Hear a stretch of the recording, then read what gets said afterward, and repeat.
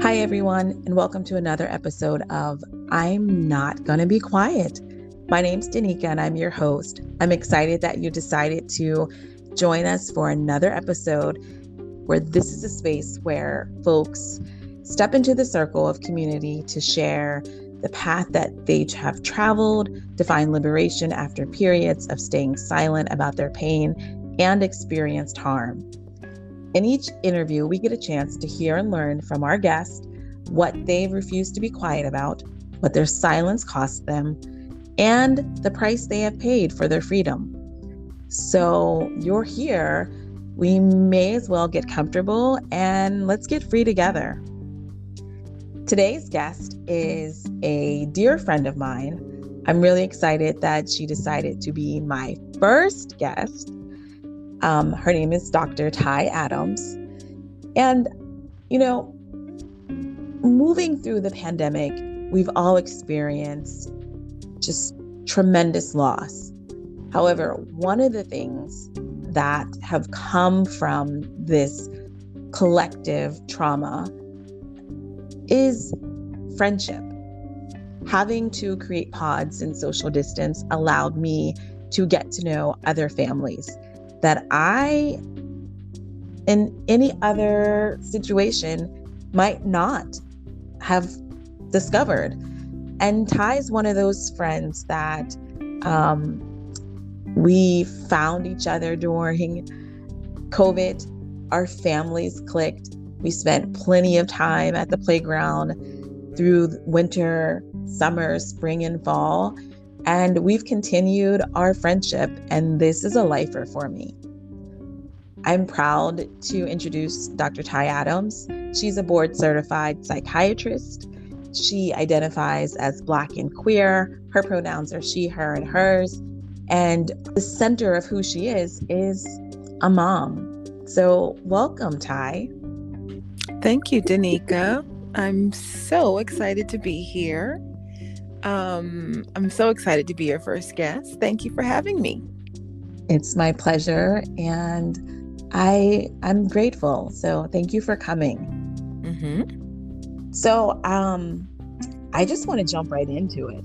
All right. Right? It kind of just makes sense to, you know the name of the podcast. And so my first question is, what have you been asked to be quiet about? It's such a deep question, and I've given it some thought. I want to say, the biggest thing that I've been asked to be quiet about is the reality that working moms can't have it all, because working moms can't do it all. It's impossible. It's impossible to be the best, in my case, physician, psychiatrist, professional, providing all of the expertise, and then having enough to be the best mom, making it to all of the rehearsals, all of the recitals, all of the games, and cooking the meals and making the beds and tending the boo-boos. You can't have or do it all as a working mom. And I've been forced to be quiet about that. I'm not going to say that I disagree. I think you know me well enough to know that, also for me, the center of my identity is being a mom. Not that there aren't other parts, but one of the most valuable parts of my identity is motherhood. And so I'm curious for you, where do you think the ask to be quiet about, not being able to have it all came from? I think the initial, for me, individually, I don't, speaking from my own experience, the initial ask, I think, came from the example that was set for me by my own mother, who, in my opinion, certainly did her very best at doing it all and having it all, or at least I thought she was doing it all until I became a mother myself and realized what was sacrificed. But society asks us to do that too. Like, it asks us to rise to the top of these, business ladders, to, be bosses, but still expects us to be great moms. And that doesn't even include all the other great things we have to do. We have to be great lovers and great partners and great friends. So yeah, it's a bit of both worlds. It's what I saw and experienced growing up, and also just what society has put out there as, the gold star achievement. That's a lot. It's a lot to recognize that this might not be working for you and to give yourself grace. And I'm curious, how did you come to that awareness, particularly in your field? Your field is pretty competitive. Just doing really surface research. You're a psychiatrist, and I learned just a couple of days ago that there are only about 42,000 psychiatrists in the United States of America. And 2% of them are Black. 2%? 2. Yeah, that's worse than I thought. So I imagine that probably, put a lot of pressure on you. I'm obviously Black. And so I know what that's like to exist in these corporate spaces, these spaces that are, based off of capitalist models where, you're expected to produce and overproduce beyond your 40 hours salaried working week. So how is that for you? How did you have this kind of for lack of a better expression, come to Jesus moment when you're working in such a competitive industry and also trying to balance being a great mom? Yeah, so I think it was always there, kind of, guiding me in subtle ways. In the medical field, there's a term that we use, well, I don't even know if it's a medical field thing, but in medical school, there was a term that we used for folks who just were first to show up, were first to answer questions, were first to complete assignments, just chipper and competitive. We called them gunners, right? Gunners, people who are gunning for that top slot. And when I'm going through my medical education, I would see folks who had that calling, I guess, on their life and on their spirit.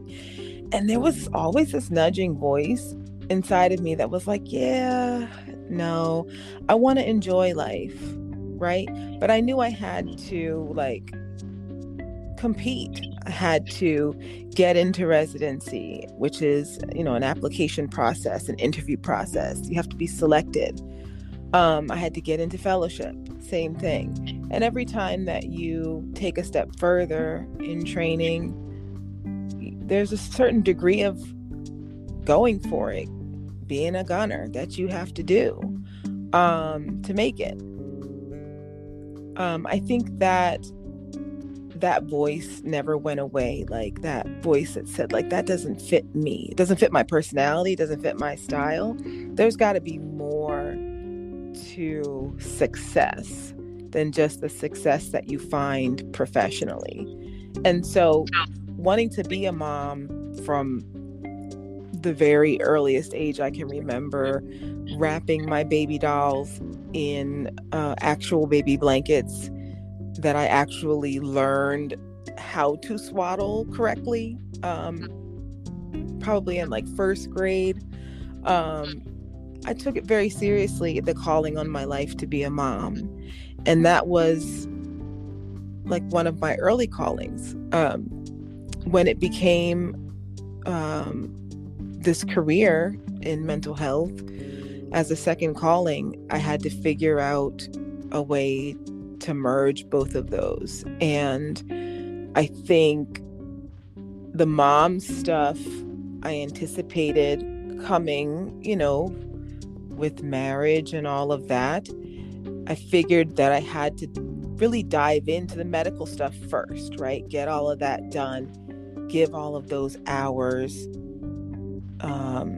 that strenuous kind of labor, being on call 24 hours, several times a week, starting your days super early, ending them late.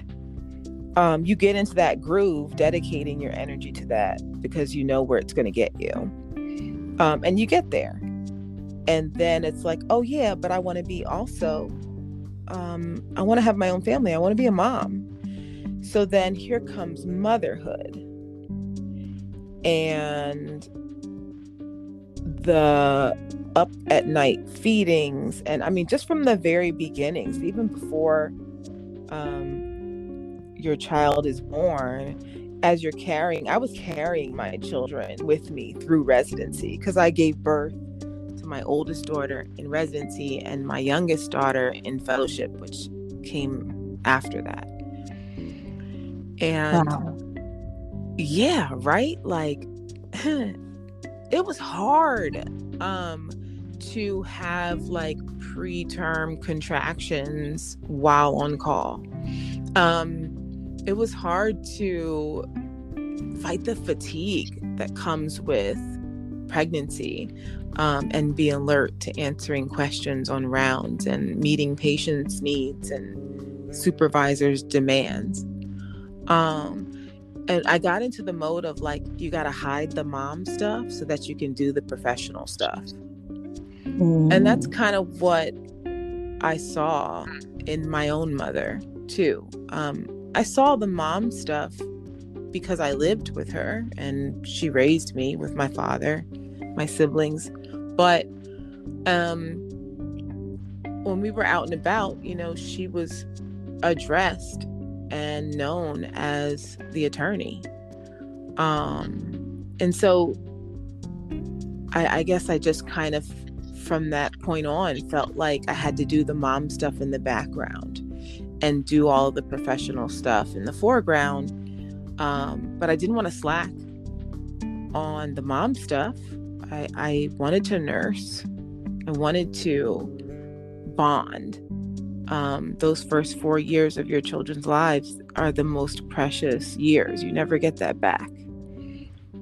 And I think I realized slowly, like, this is impossible to balance. There has to be something better. That gunner, that fierce competitor, that successful woman, doctor, physician, Black psychiatrist that I can be, it can't be everything for me to have a degree of success, feeling successful from my life. It can't be the only thing. So I'm so curious because I hear you talk about, you kind of had this image of, being that successful corporate working mom from what your own mom modeled for you. But Mm-hmm. you started on that path, and then it sounds like you started to deviate from it. What what was the catalyst? Like, what was the moment that made you kind of reimagine what that looked like, particularly what it looked like contrary to what you had seen and lived through with your own mom? Yeah.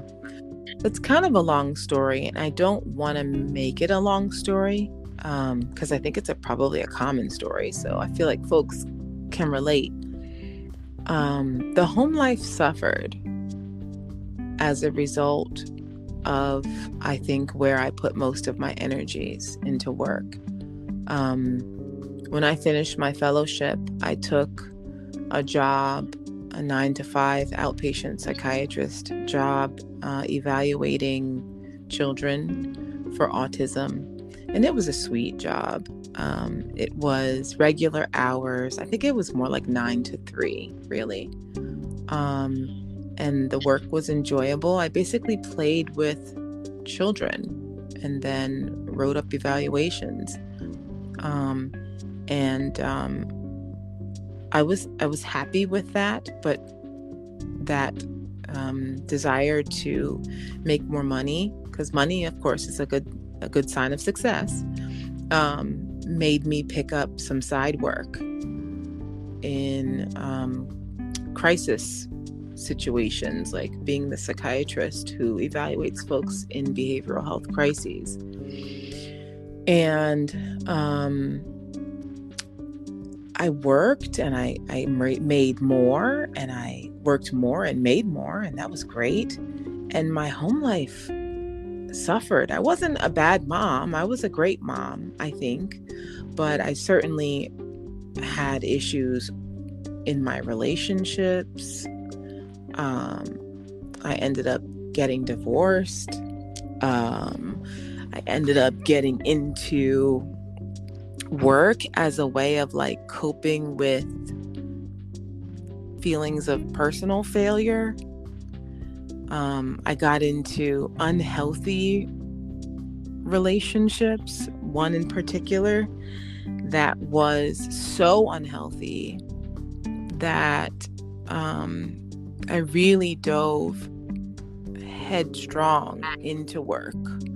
I ended up leaving that job, that sweet gig, and picking up crisis work full time, and then adding to that additional hours back in outpatient, this time with mainly sort of general population, adults and children seeking behavioral health medication. And before I knew it, I had this whirlwind of 60-hour work weeks, 2 children in elementary school who need mommy because, their dad was not the primary parent. I was. And then partnership with an unhealthy partner. And when all of that piled in together, I ended up in a place where I was working and overworking myself and running from the fact that I wasn't giving enough at home to my kids, and had also created unhealthy dynamics at home in an unhealthy relationship. And that resulted in trauma.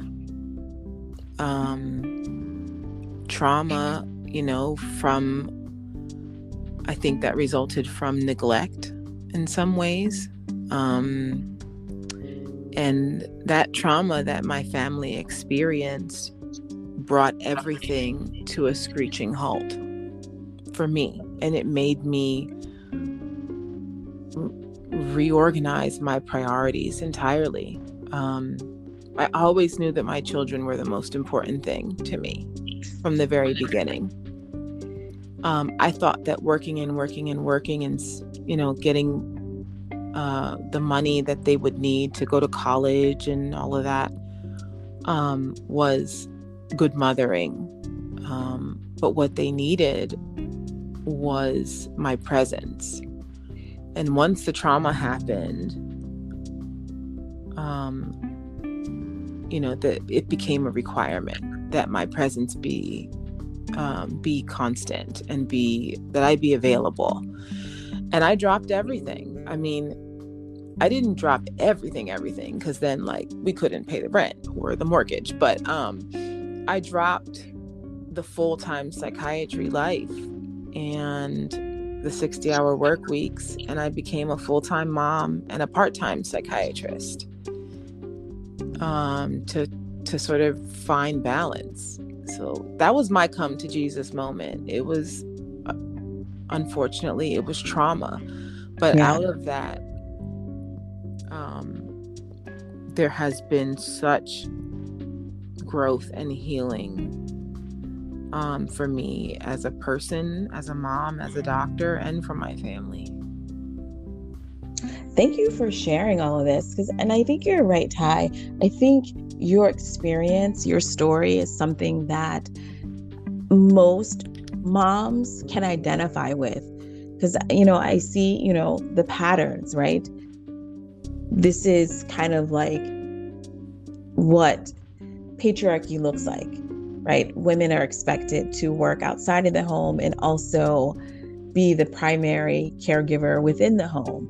And so, from what you're sharing, I see this is kind of the lifestyle that you had as a child. This is what you saw as a child with your own mom. And then when you started undergrad and pre-med and med school and fellowship and et cetera, you have to submit pretty much all of your waking hours to that program in order to, become a doctor. And then from there, it seems like it just continued, right? Your work week started at 40 hours and then it became 60 hours. Mm-hmm. And then trauma happened. And so it sounds like kind of living out that whole women can have it all and do it all. It seems like it cost you quite a bit. It did.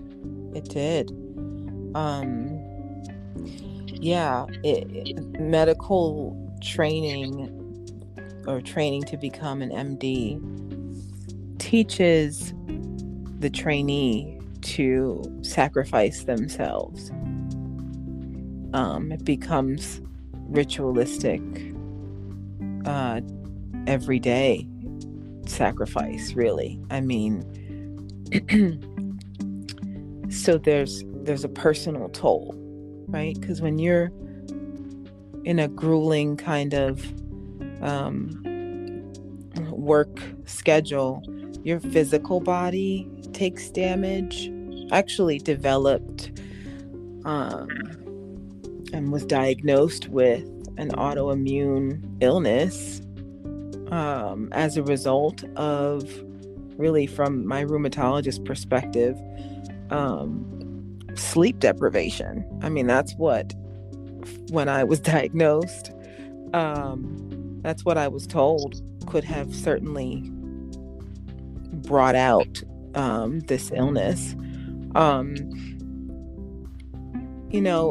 The personal toll, though, means nothing when you think about trauma affecting your children, right?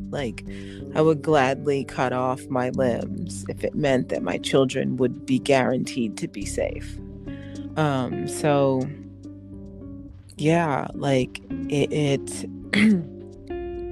set me up, that training, it set me up for a life of sacrifice, but I didn't think that would come to my baby's doorstep. Right. And when it did, it was like, nah, we can't, no, this is not living, and this is not healthy for us. So in the process of providing that safety, because when your children are harmed, they need their mom, they need consistency, they need schedules that look the same, they need waking up in the same bed every morning and going to bed the same way every night. They need to know that you're there.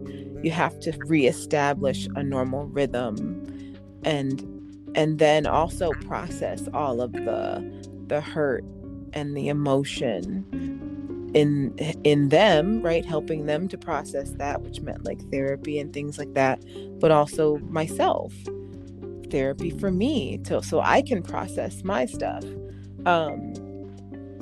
And when that became the priority and I cut my hours like that,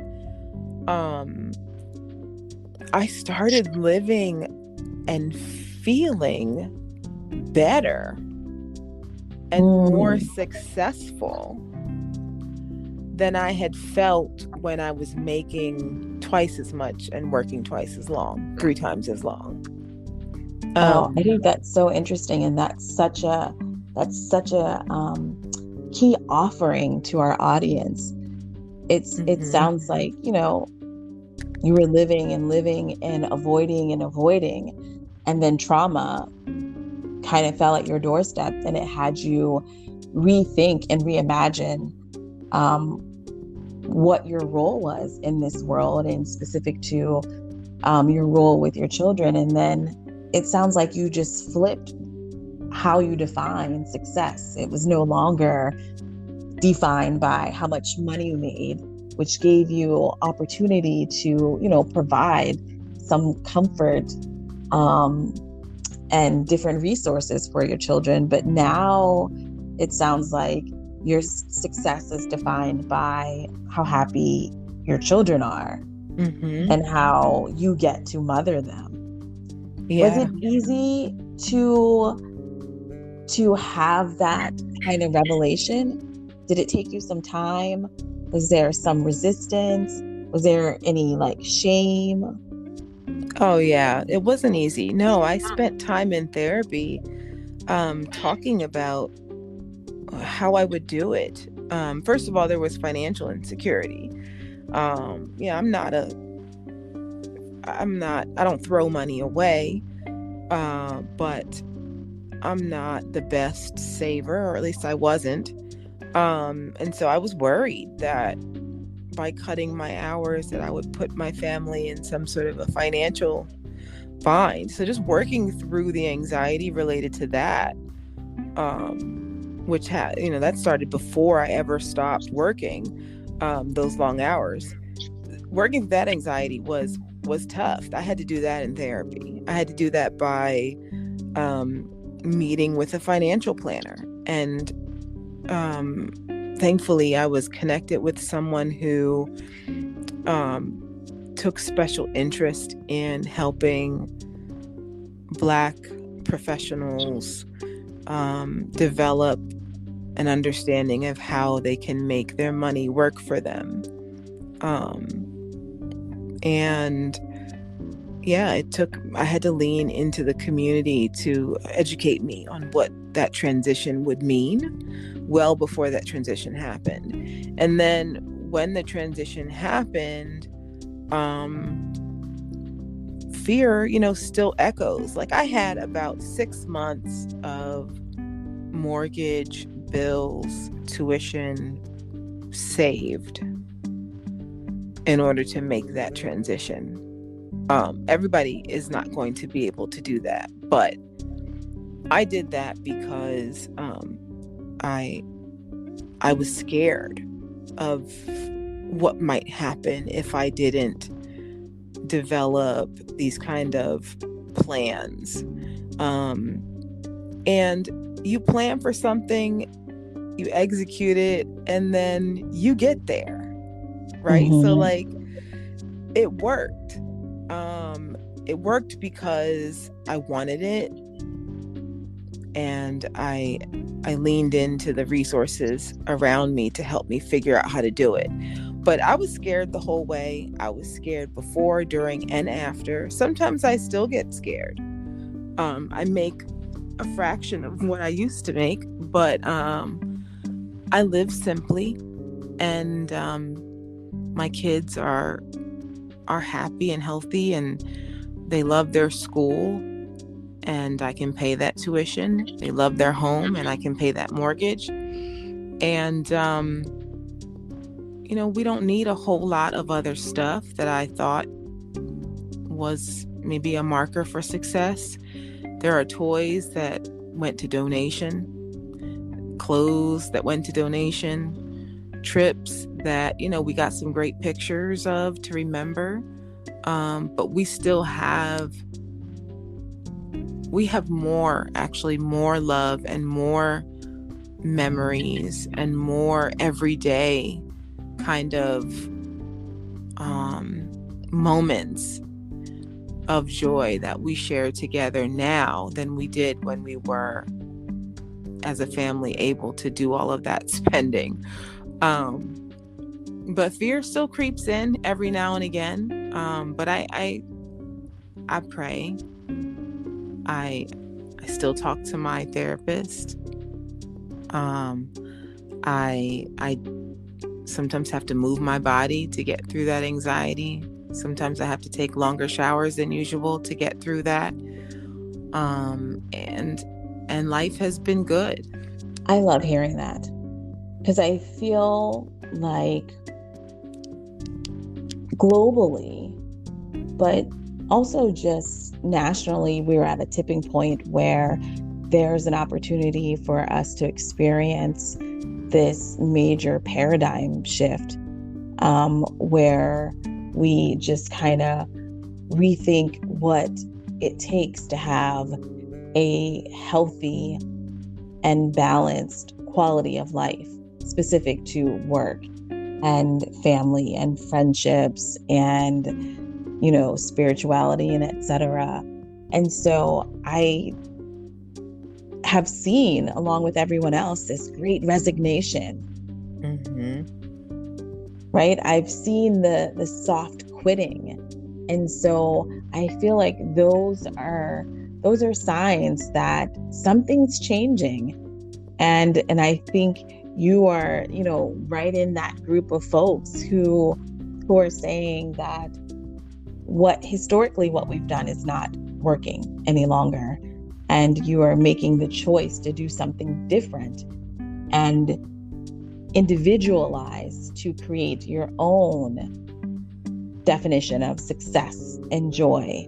And so I want to commend you. That's not easy always. And there certainly can be a price that you pay for stepping away from such huge systems. But it sounds like you and your family are better for it. Well, thank you, girl, for commending me.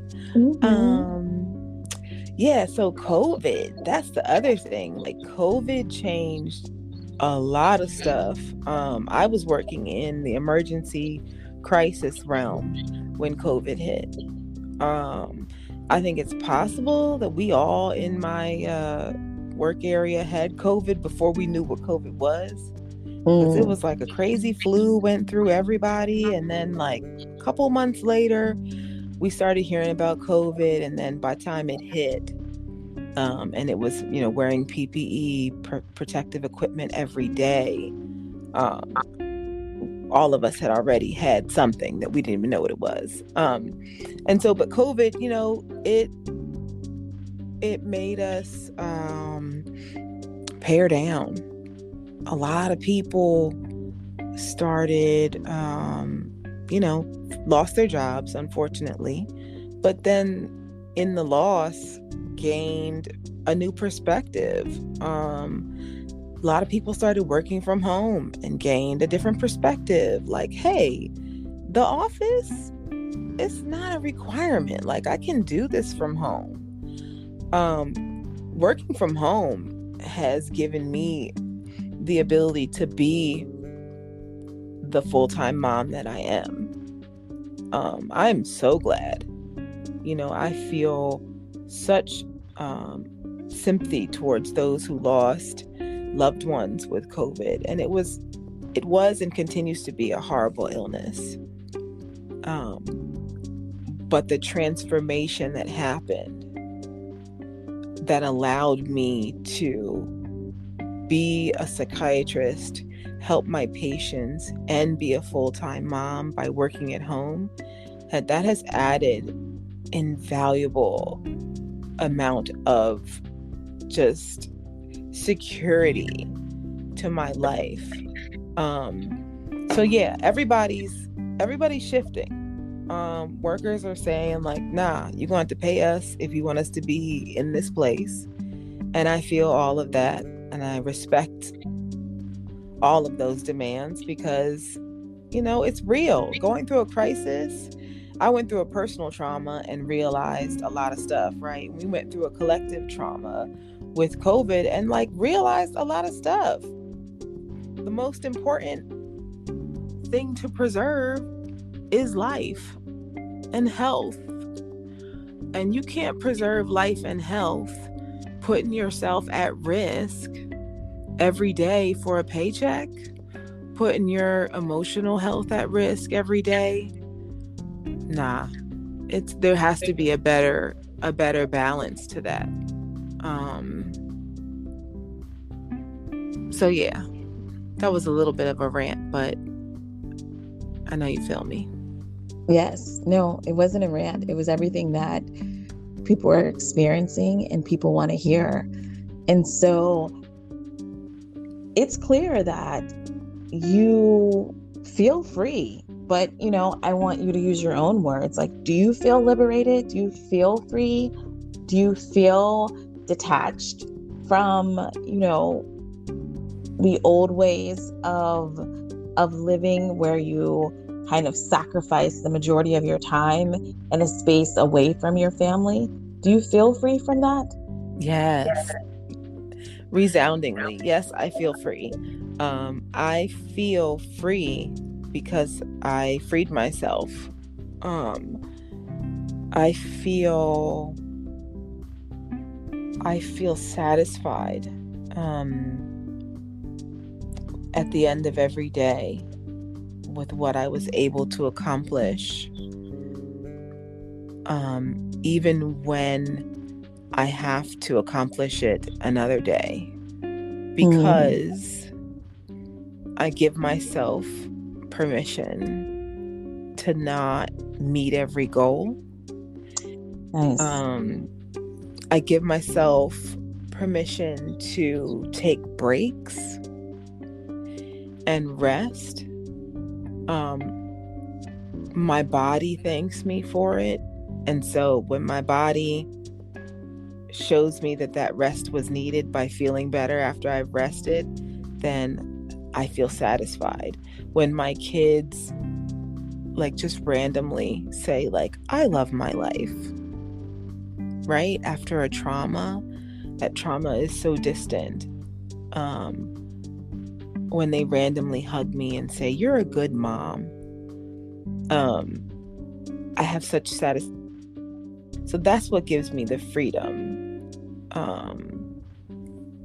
Like, I don't know all of what freedom is, but I know for me, a big part of it is not being bound to the things that you don't want to be attached to.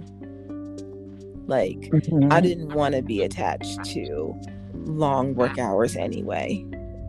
Yeah, I had gotten trained that way, but I didn't want that. Deep down, that voice was always there. I didn't want to be attached to monetary, accumulation of mountains of coins as the defining, feature of success. That wasn't in my personality. I don't even wear brand stuff. Like, I've been buying clothes at Costco. I'm that mom. I just like, I want to be comfortable. So part of freedom for me is like being comfortable in my life, in my skin, seeing that my family is comfortable. We don't have too much. We don't have too little. And I decide what I need to put my energy into. And when it comes to the decision to put energy into myself, because that's a priority now, when I make that decision, I don't feel shame or guilt to put energy into myself, because I know I need it to be able to do what I can do for my community, for my family. Ashe, ashe. And so I want to close with asking you, what would you teach someone starting out in pre-med about this type of freedom? Because I think as community members, we have a responsibility to share what we learn, right? So like when you learn something, teach it. So what would you give someone who's starting out on the path that you started about 20 years ago? Oh, that's a big question. First, I would say that a lot of that system of education is designed to tear you down. And it does that so that you learn the appropriate way of caring for another human life.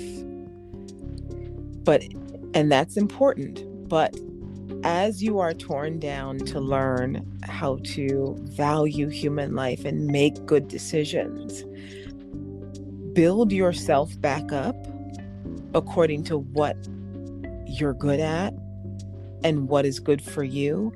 And don't compare that to the gunners. Don't compare that to what you think it should be. I think a lot of folks who go into service kind of fields, like the medical field, have a unique quality about them. Maybe it's their brilliance. Maybe it's their technical mind. They're extremely they can calculate things and they can see big pictures and zoom in and see finite details. But you might also have special abilities in connecting with people. You might have special abilities in comforting children or in comforting the elderly, or you might have an ability to teach other residents or other folks coming up, students coming up. So whatever your unique skill and talent is, nurture that and value that. Don't just value those other things, like the top grades and the top % of the class and all that other stuff, because it's grueling. It's grueling. You need to be confident in yourself to get through it. And when you come out of it, if you've nurtured that thing that's yours, then you can blend that into the career and let that guide your choices. So rather than just going for what you think is the top thing to go for in that specialty or in that area of medicine, if you've really nurtured yourself and allowed your qualities to shine through, you'll find your niche. And when you find your niche, the blossoming is real. You'll attract patients. You'll take good care of folks. You'll take good care of yourself. You have to value yourself, to be able to do that. That's a gift. And thank you for that. That's something that I'm going to carry with me as a reminder.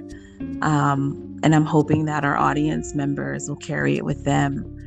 There's a price to pay for being silent, and I'm glad that you're not.